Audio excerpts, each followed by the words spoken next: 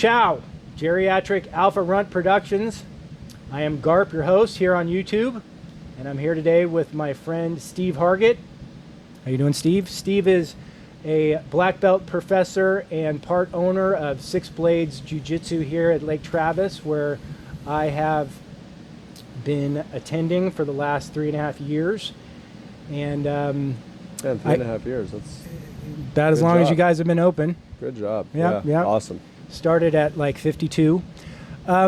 So, Steve, tell me about when you started jiu-jitsu and how long it's been for you, and just start there, and I got some questions for you after that. Yeah, so I started in 2007. I think it was May. I had got out of the military the year before, and I was working overseas, and I came back with a friend. Like in the Marine Corps, they have MCMAP, it's Marine Corps Martial Arts, and there's some jiu-jitsu inside of that. So it just was interesting to me, and then my friend said, hey, you should try this class, and I went and took the class, and I've been training ever since. And so I can imagine there wasn't the plethora of jiu-jitsu gyms around. Where did you start? It was Indio, California. This is a little bit further from 29 Palms, where I was. But I stayed out there, and it was a small little gym. Probably still exists. So we'll get back to Indio in a moment and round back around when you started your ownership in the jiu-jitsu world as a business owner. But when you started, then you were what, like 19 or 20, or how old? No, I mean, you were 24. Yeah, 25. so it's 2006. Yeah, so it's 24, 25. Yeah, 25. Okay, so you're in your athletic peak. How long did you spend at white belt? Oh, I mean, I don't know that that's that important. Probably a few months. Okay. That was probably athletic or stronger. Right, and you came in with skills already. I think, but I'm also a pretty curious person when something's interesting to me. So if I see something that's interesting and it's hard or it's a struggle, I'm going to try to put as much of my time and energy. It's not like I was doing a lot of things back then. So. Did you spend a couple of years at white or at blue belt, or how long did your blue belt tenure take? Oh, I mean, I just never really kept track of that stuff. Maybe a couple years. Okay. I was never like very talented. So if I'm going to have to pull it out of you, how long did it take before you became a black belt? What was your time in jiu-jitsu? About 8 years. About 8 years. Yeah. So that. So 2007 I started. 2015 I got my black belt. So that's a quicker pace than most. Would you agree?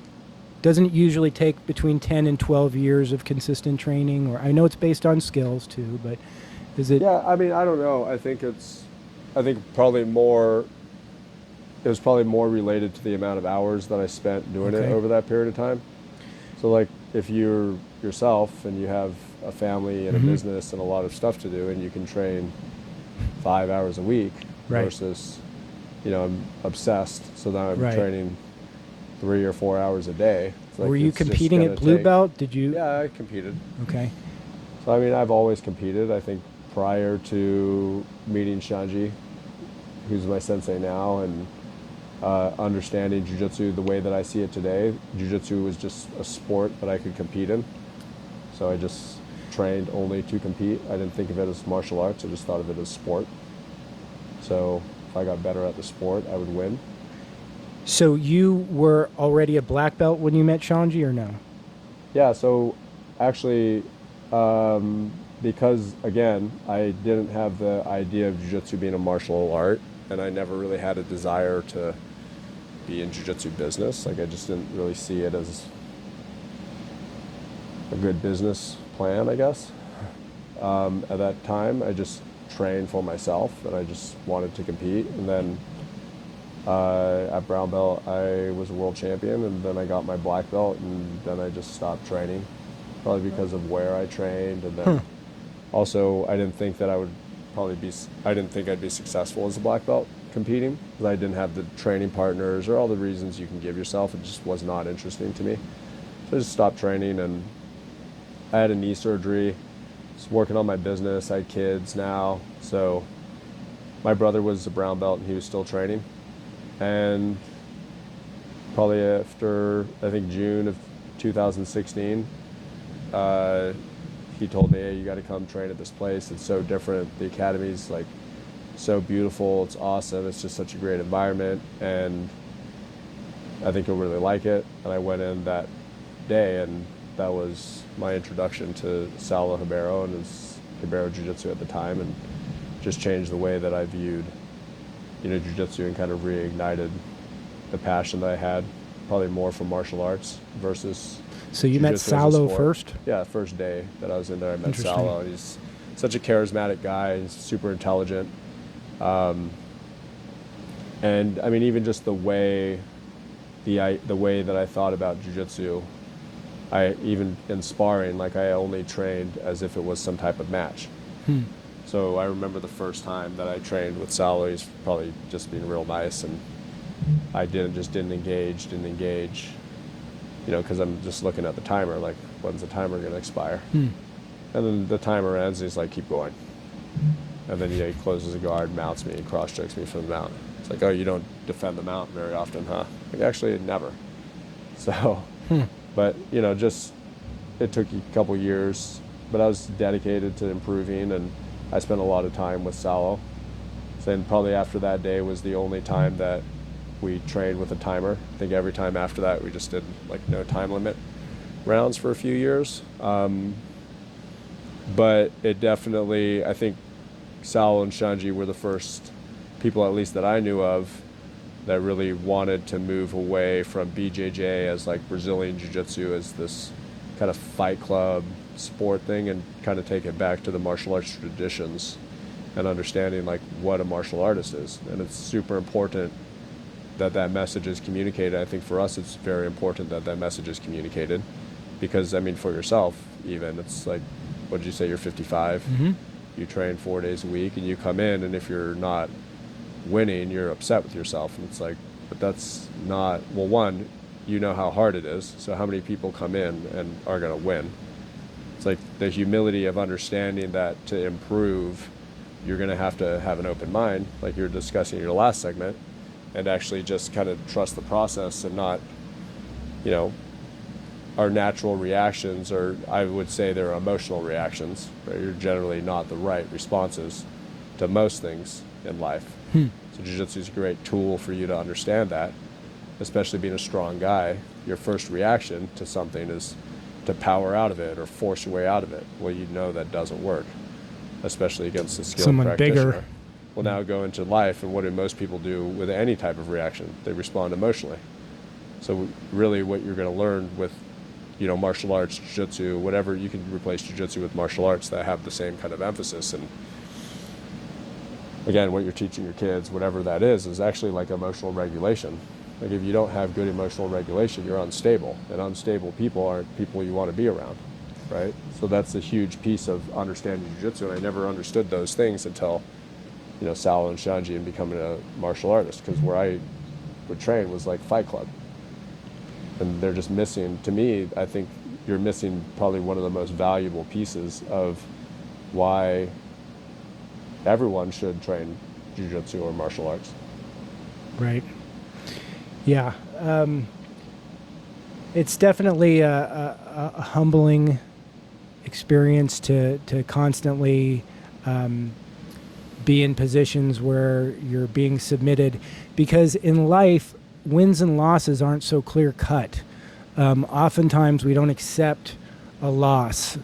We don't try and get better from a loss. It's not as cut and dry. In jiu-jitsu, oftentimes you win and you lose, you submit, you learn, you move on. In life, you can go through a divorce, you can lose a job, you can have all kinds of losses that you don't always see as losses, but those losses are what makes you stronger. And I personally have been through a lot of different things over the years that have been like that for me. So we're not going to get into sobriety right now, but sobriety and martial arts do have some similarities and stuff like that. And one of the things with sobriety I found is that you're trying to fix something. You're trying to work towards getting better. And, you know, I'm not sure how that really ties in here. I think that setting an example and making good decisions are part of that as well. So, Yeah, but I don't know that, like, making good decisions, well, we can go back a couple steps. One is, you know, you talked about winning and losing, or, you know, and so many people say, oh, you lose and then you learn this or that, or, right, you know, that's whatever. the saying. But, like, never lose, only learn. yeah, but also it's like, I think every obstacle or every adversity, like I was talking to Arash, actually one of our team members, the other week, and it's like, well, no, I actually truly believe, and again, it's mindset related, that every challenge, and like challenge doesn't need to be something crazy, it could be every problem that you're trying to solve. So jiu-jitsu is problem solving, right? And the only way you can, you know, if you never engage or you never do anything, it's you're not learning what problems you need to solve, and most people, that's how they do it. So just because you make, you know, mistakes or bad decisions, like, it doesn't mean that you're automatically going to improve. It's more of like the mindset that you have to deal with that, right? So like, okay, you can lose every day and keep making stupid bad decisions, you know, whatever those mean. We're not actually trying to think about why and solving the problem that way. The same way in jiu-jitsu, it's like, well, every day I get put in this position and every day I give the same reaction. It's like, well, if you give the same reaction, it's clearly not the right reaction. So maybe you need to learn to relax, or learn to, you know, not have that, what I would call an emotional outburst, which is when you panic and you explode or do something like that. And then you'll start to learn how to have a different reaction. I think, you know, that's one thing that you hit on, right? The next thing that you hit on about the sobriety thing, and I think it's more important that even in jiu-jitsu that you look at the fundamentals of things, right? So if you said, well, if I'm honest, open-minded, and willing, my life will be better. It's probably a pretty basic concept to start with, right? So like, most people are actually just not honest with themselves, right? If you just went to like simple things, like nothing has to be too complex. I think we just looked at simple things, like, oh yeah, honest, open-minded, willing, and then you actually analyze that, like do a self-analysis of like, takes work. Well, how open-minded am I? How willing am I? How honest am I? And how hard am I working? Yeah, like, it's just, sure. That's where the jiu-jitsu is. Like, if you do jiu-jitsu, are you going 4 times a week? Are you working on your sobriety? Are you making good decisions? Are you, you know, doing the things that it requires to stay sober? Much like jiu-jitsu, you could be a black belt, but if you stop training, your skills are going to soften. Yeah, and even not even stop training. Like, you can keep training. Just because you're training doesn't mean that you're improving. Right? Interesting. And I remember Salo telling me one day, like, oh, you think that just because you come in and get beat up, like, you're getting better? And it was like a really important, like, moment. Like, I remember sitting there in the locker room and him telling me that, and I'm thinking, like, oh yeah, because my idea is if I just fight hard, like, I'm improving. Like, maybe I'm getting stronger. It doesn't mean that I'm improving, right? So it's the same idea of, you know, anything that you're doing, like just hard work. When everyone's like, oh, you got to work hard, like, to me, that's not even a topic of discussion. Like, hard work is this entry level stuff. But how about just showing up?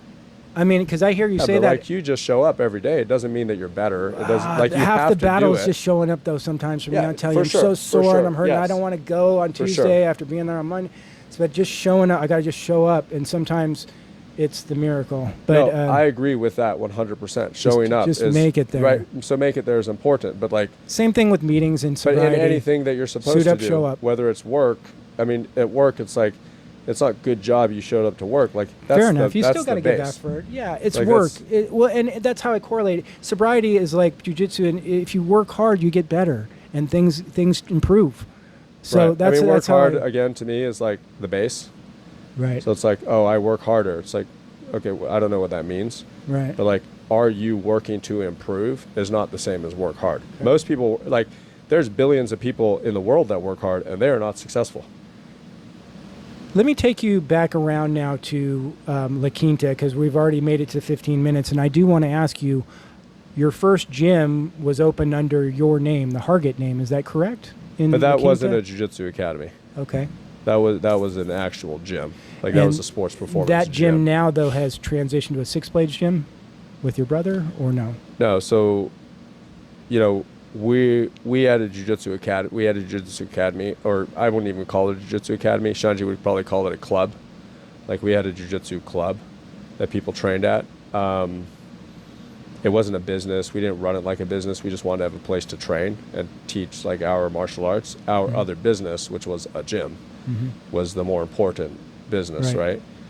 You know, through COVID and after all of that, we shifted more to putting a focus on jiu-jitsu and actually looking at it from a business perspective. And with any business, you probably start with like, what problem do you solve and how can you bring value to other people is the start of it. So we were Hibero Jiu-Jitsu at that time, which was Salo and Shanji. Okay. And Hibero Jiu-Jitsu transitioned into Six Blades with Shanji. Gotcha. Right? So it's not like we did this and did that. And like, I never wanted to have Jiu-Jitsu with my name. Like we had a Hargett gym was like the gym that we had. Okay. But, you know, Jiu-Jitsu, it's martial arts or whatever it is. That's just what it was. So how did you end up here in Texas then with where we're at now, and tell us about the gym here locally? Yeah, so during COVID, obviously, like California went completely off the rails, in my opinion. And Shanji moved out to Austin, and our gym wasn't really running, so I had a lot of free time, so I'd come out and train with him. He didn't have anybody out here at that time. Victor was kind of getting ready to move out here. And I remember Texas, I think, opened in the beginning of May. And then California didn't reopen till June. And then about 2 weeks after they reopened, they closed again. And I remember my wife just telling me, like, we got to move out of California. So I talked to Shanji, we brought the family out, we looked around, like, love Austin, it's a great place. And I met my friend Rabati, and he was telling me, like, yeah, you just got to come out here. So we moved in October of 2020, and I would fly back every other week for 4 or 5 days and work on our businesses there. And then, eventually we transitioned to Victor having an idea to, we just wanted to kind of build something cool, and it turned into what it is today, which is an awesome community of people that are just trying to improve and help each other, and it's growing, and now we have a lot more locations. So that would be cool. Six Blades Lake Travis here in Austin, where Steve is an owner. Do you have any plans for any more franchises here locally in Austin, or tell us anything, plug your business a bit? Right now we're working on Bee Cave, so Okay. that should be happening pretty soon. Cool. We have Six Blades HQ also, Right. is in Cedar Park area.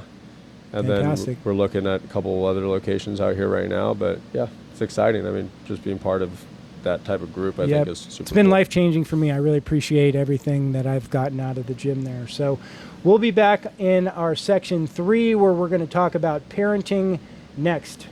Appreciate it.